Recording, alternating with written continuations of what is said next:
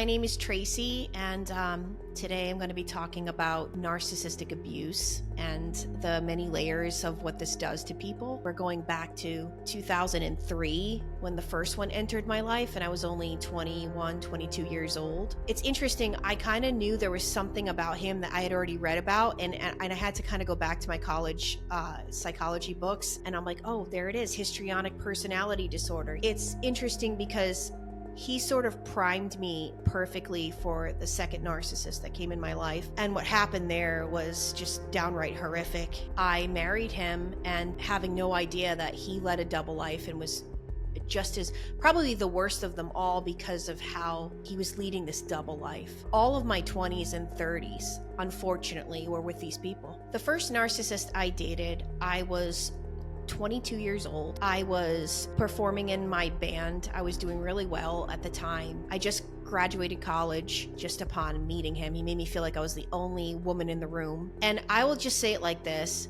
My best friend that had known me for 4 years throughout college and outside of college will describe to you that the person she knew, me, at one point was one of the most confident people she ever knew, turned into this person that was walking around daily completely doubting themselves all the time. And to this day, she attributes that person I dated for 4 years to basically prime me and prep me for what was coming down the pipes, down the line with narcissistic abusers and abuse. I had never experienced anything like this in my life. Some of the things he would do to me was to make me feel like I was so incredibly important to him. I mean, he would call obsessively, like he would, it was like incessant phone calls. I don't know what you're talking about. I'm not dating anybody else. You're the only one for me. And he was about an hour distance for me. He lived in another city. Our bands were performing often together, so I would have to see him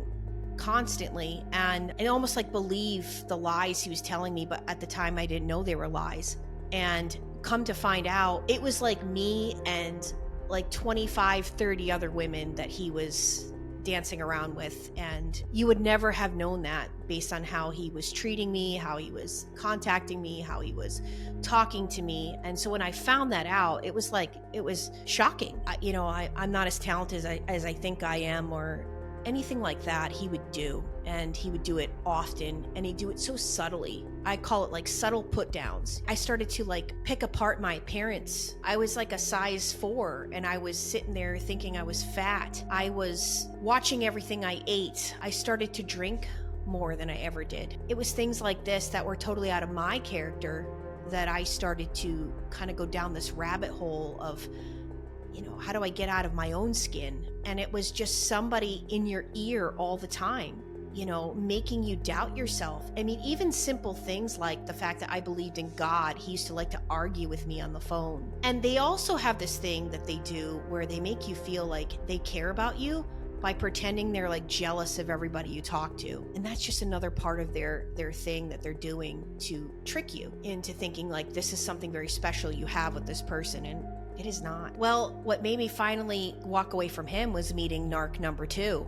And narcissist number 2 presented himself as everything opposite of this one I was with. Very open, very honest, very goofy, very outgoing, was in a band too, had their own business with their father, and he was extremely good looking. I was ready to move on from him. But what I didn't know was this one was, and again at the time, there was not a lot of information about this. I mean, my own therapist, I was going in and telling her some of the things he was telling me about, like some of the thoughts he had, some of the ways he thought, some of the pornography I saw that he was watching, like very dark and disturbing things. And that counselor I was with, she was not educated enough or had enough life experience in order to help me. So what happened to me with him should have never happened. When I first initially met him, years before like we got together, I remember thinking, I don't know if he's arrogant or he's just a goofball, or both. Like I couldn't tell. because I saw both going on when I used to like observe him in the room, But the night that we got together, it just was like we both were available and we weren't with anyone. And I had seen one of my best friends at the time. She was in his band. She was playing drums in his band, and we ran into each other, and there he was, and by the end of the night, he had his arm around me. And I was like, okay, I guess we're doing this. And it happened so fast. I mean, we were inseparable from that night on. Inseparable. He was funny. He was good looking. He had his own business. He had his own house. It was like a fairy tale come true. And everybody in town would be like, my God, you guys are so cool. And, we ate that right up too. I'm young, I'm impressionable. And he was 3 years older than me. That relationship was the first relationship that somebody asked me to move in with them.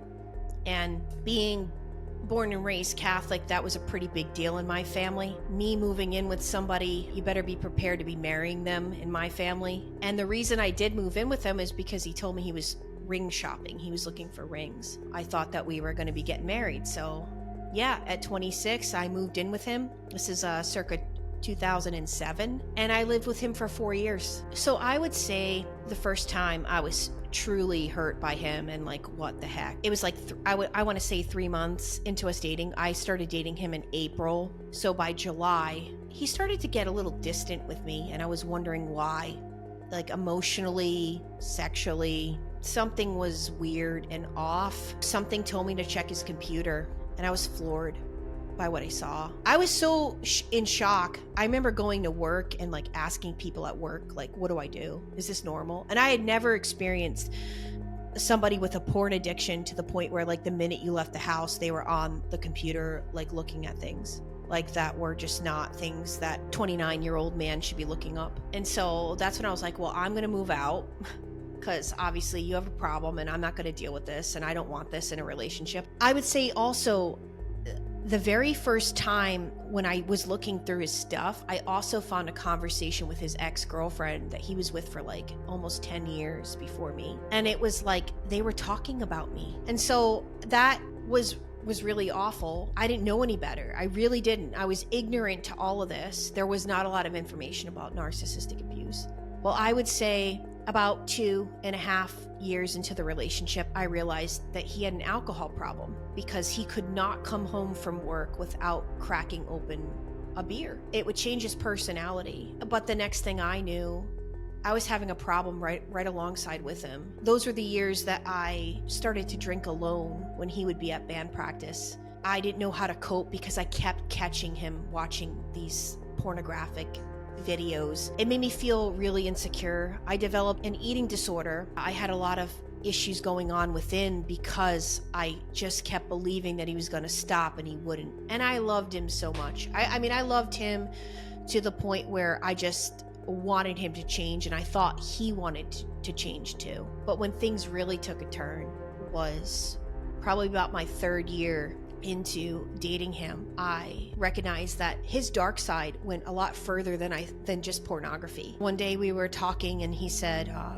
sometimes I get these violent images and I can't stop them. And I said, well, what do you mean? He said, well, I just picture myself harming people, random people in the store, harming my ex. I have visions of cutting her up in a bathtub. And I went to my counselor. She says, well, I've never heard of this. And I came home and I said, do you have visions of doing that to me? And he said, no, I've never had them on you. I've had them on your mother. He goes, I'd never act on them. Well, this is the part that I think everybody needs to pay attention to. When I had had enough of the porn, the emotional withholding, the sexual withholding, things like this, telling me that he has these violent images, and I had had enough, I decided, hey, we need to separate.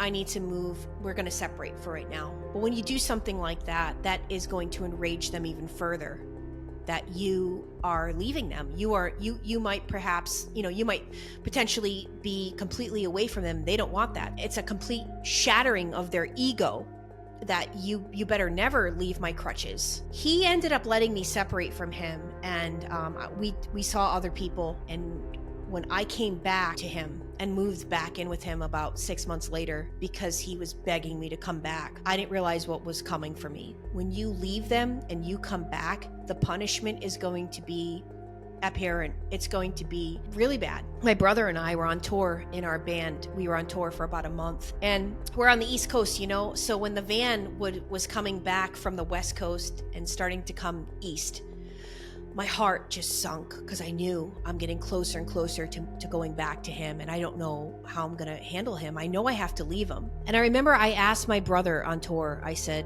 we were in the car, and I said, Sean, do you ever think that he could hurt me? And my brother, who doesn't comment about anything or anyone, goes, I thought you loved him. I thought you like him. You get along with him. And he didn't know all this was going on. And he goes, no, I can see it. I can see him doing something.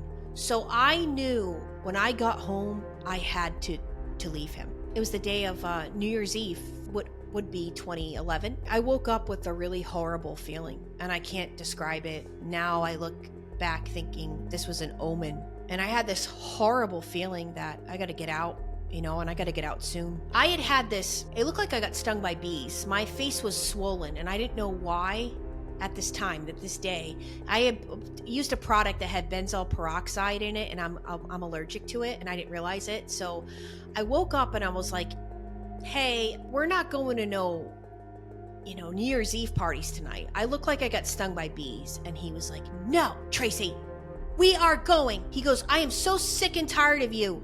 You don't want to ever do anything. You don't want to go anywhere. You don't want to do anything. And we are going. And I said, well, you know what?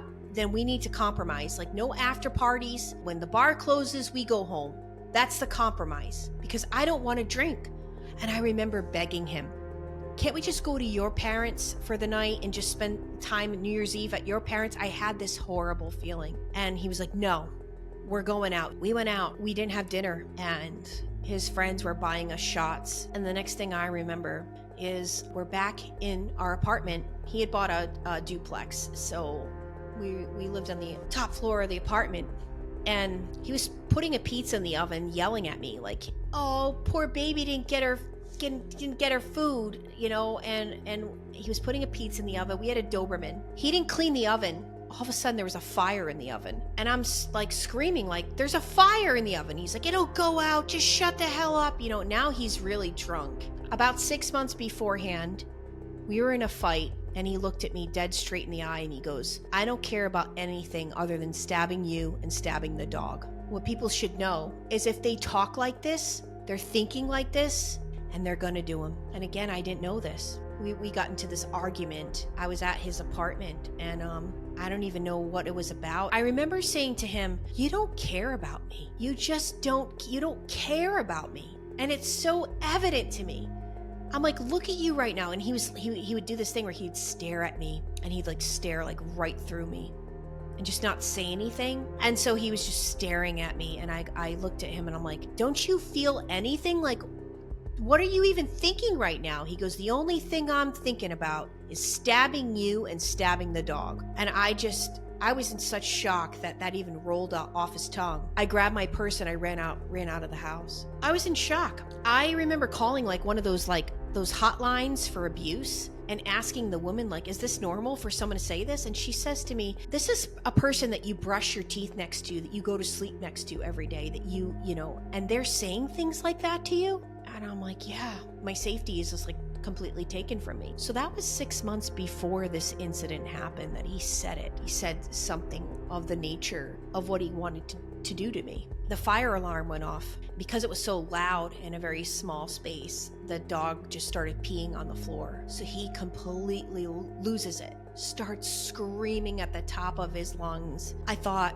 he's gonna kill me or the dog. I just sat there and I watched him take a fit. And I had watched him take a few of these in the 4 years I was with him. But I remember thinking, I gotta get the dog and me safe. But before I took the dog into the back room and locked the door, I looked at him and I was like, this is over. you and I are done. Tomorrow I'm moving all my stuff out and we are done. And like, you don't say, now I know you don't say that to somebody like him. You just don't. So that's a whole other thing I would tell people is you don't tell someone your plans and you don't tell them you're leaving them. I took the dog back into the other room and I locked the door and I waited for him to calm down. And I figured the dog, at this point, we probably were in there for like 45 minutes. And I'm like, the dog has got to go out. And so I came out with the dog and he was in the kitchen and he opens up the oven. And the craziest part of this is I thought it for a minute. I had my back turned to get the dog's leash on him. And I had this weird thought and as I'm thinking it, he takes the pizza out of the oven with his bare hands and goes, "Here's your effing pizza," and wails it at me with my back turned. So this is a 400-degree oven with cheese and sauce and hitting me in the back of my head. I had a tank top on that came like halfway down my back, so it really literally smacked right onto my back and it splattered, into my head, my hair, my backs of my arms, my legs. And I screamed like I've never screamed before in my entire life. I mean, we had neighbors downstairs. Nobody called the police. I called a few people that were not available to me. Then I called the police and I said, I can't get up off the ground. I don't know what to do. I said, he didn't mean to do, I'm lying for him now. I said, he didn't mean to do it. He just tripped and the pizza fell on my back. And I said, yeah, I don't know what to do. And they're like, we'll be right there. No, we lived about 3 blocks from a hospital, so I could hear the ambulance coming. And as the ambulance is coming, he picks me up and throws me into the shower, or puts freezing cold water on it, which we learned later on that is the worst thing you can do for a burn. And I'm screaming. I mean, that blood curdling scream I can still hear in my head to this day. And I'm crawling on the floor to get away from him. I'm like, get away from me. And he's cleaning up the place like it's a crime scene. So when the ambulance got there, the cops were the first to show up. And I swear they knew by my phone call that something was very wrong. And they answer the phone and they like, ma'am, I put a nightgown, I put a robe on, a bathrobe. And they're like, ma'am, let me see your back. And I, pushed it down and they looked and they were like, what happened here? And I remember one of the things I had learned when I was taking these courses to try to learn more about him was if they do something like this, you have to make them accountable. So I looked at him and I said, you tell them what happened. And he looked at them and he goes, I threw a pizza at her. And they looked at him and they were like, that's a felony. And the handcuffs immediately went on him. He went out to the car and I went to the ambulance and I have never seen him since. It was a very daunting and excruciating, you were treated like you were the problem. His lawyer just continued for 2 years straight, just continued to push back the case, knowing full well that you're going to be moving on with your life. And in 2 years' time, you're not even going to want to fight this person in a court of law. So the charges remained, they stayed on his record. And by 2 years after this happened, I was already married. I was trying to move on with my life. And I just remember after that whole thing happened, and I could tell you a boatload of things more that happened. I mean, that night he also tried to strangle me. Before he threw the pizza at me, I got out of the strangle because I learned dealing with how to get out of a strangle. And he was screaming and going crazy. And that's when he turned around. It's so hard to remember all this, but that's when he turned around and started to strangle me over the table. So I instinctively just started to wail him, like to get him out of my face. And I'm hitting him with all of my might. And I looked down and he was like cowering like a little child. And I saw the child in him that was abused, because I know he was abused as a kid. And that's when I looked at him and I said, this is so messed up. Like, we are done here. Like, we're done. Like, tomorrow I'm getting all my stuff and we are so done. So they were partially 3rd-degree burns. They put me on, it was either Percocet or oxycodone. I don't know which one. And after 5 days of taking that, I ended up in the hospital. I almost died again because I had a very bad allergic reaction to it and I couldn't breathe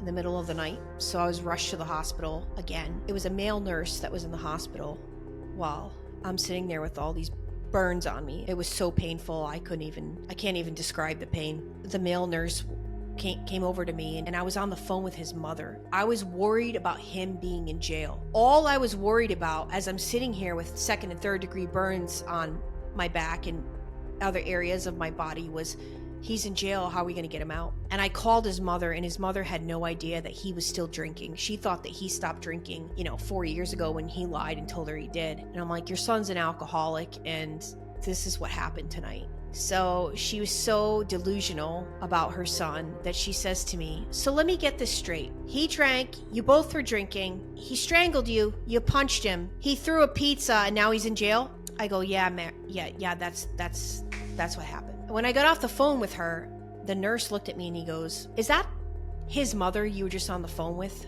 I said, yeah. And my parents had just walked in the room. He goes, can I talk to your daughter for a minute? He goes, I don't care if you sit here and listen to this or not. My parents are like, yeah. He goes, let me tell you something. He goes, I've been doing this job for almost 40 something years. He says, the next time I'm going to see you in this room is in a body bag. Because I've been watching this kind of thing my whole life. He said, and you have no idea, if you take this man back, next time I'm going to see you in this hospital is in a body bag. And my father speaks up, and my father's like, she's coming back home with us. I'm going to tell you what, of all people, all therapists, all my friends, all the people I talk to, that man was the man that, I mean, to this day, I need to go find that man and thank him, because it was like, nobody was getting to me. Nobody was getting to me. So the crazy part was, I wasn't even 6 months out of that situation. And let me just tell you what, like I was saying, the way that the detectives treat you, the lawyers, I was switched over to different advocates for me like 5 times. One would say, oh yeah, this is a case that's going to, he's going to get jail time. Another one would say, well, he's never had an offense before, so he's not going to get jail time. They would all tell me something different, and it just beats you down. You don't even want to try. You don't even want to advocate for yourself. And I went in to get paperwork, and my boss, I will never forget this as long as I live. And remember, this is how you were treated back then. This is before Me Too. This is before people realized that women have been going through this, that we have a voice, that we need to speak out against these things. My boss looked at me and she goes, I can't imagine what you must have said to make him do that. And I was just like, that ought to tell you how ignorant our society is. So 6 months later, I was moving on with my life. I was making new friends. I made this new friend, and he was part of the scene. I'd never met him before, and he was like, oh, let's go out to breakfast. He wanted to do different things. So me and my best friend at the time, we met him out for breakfast on a Saturday, or it was like a Saturday or Sunday. And it was the afternoon, and he was a bartender. So he was like, oh, you guys want to go get a few drinks on the water before I have to go back into work? And I'm like, yeah.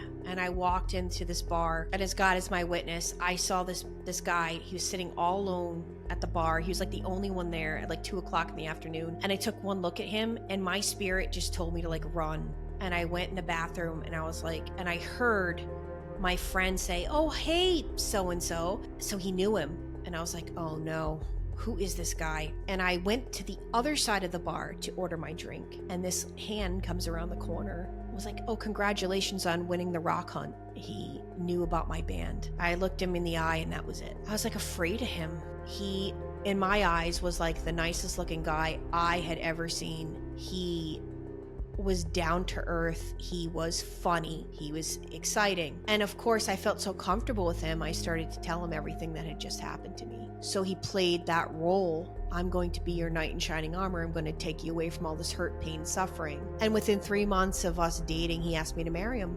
Within a year, we were married. But what I didn't know was he was going to be the worst of all 3 of them. I would rather have a pizza thrown at me and deal with physical pain of burns than to be burnt in the way that he burned me in the end. And it took about, maybe a good year and a half to really see that he's a fraud, that he lies about everything, that he is literally living this double life. Little did I know that my soon-to-be husband at his bachelor party was going to Asian spas, sleeping with strippers, and God knows what else happened that night. I had no idea until he told me that 4 years later into our marriage. So even though this would have been the hardest decision I ever had to make in my life, because he kept convincing me he could change, and he didn't want to. He entertained a lot of people behind my back, to the point where after I divorced him, many people came forward with stories. He had an extreme dark side. I'm sure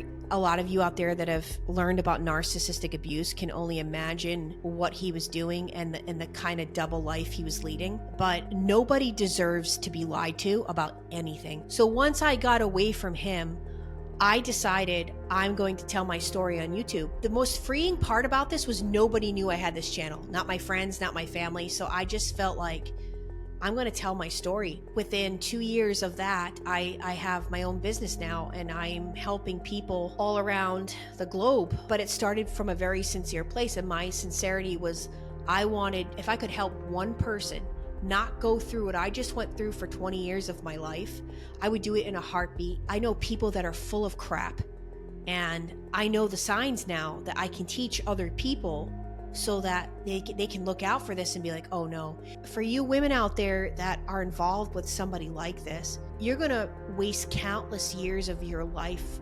You're gonna waste precious years of your life. You're gonna waste childbearing years of your life on a person who is telling you every single day by their actions they don't want to change. Somebody that can do these types of things I'm describing today, that's an evil person. I also just want people to know, like, don't be embarrassed to go out there and get the help. Reach out to someone that's been through it, because that's crucial. I feel like everybody out there should talk to somebody who has personally experienced narcissistic abuse, because I truly don't believe you could actually help someone, coach someone, counsel someone on this insidious type of abuse unless you have been through it yourself, because there's so many layers to this and how these people trick you.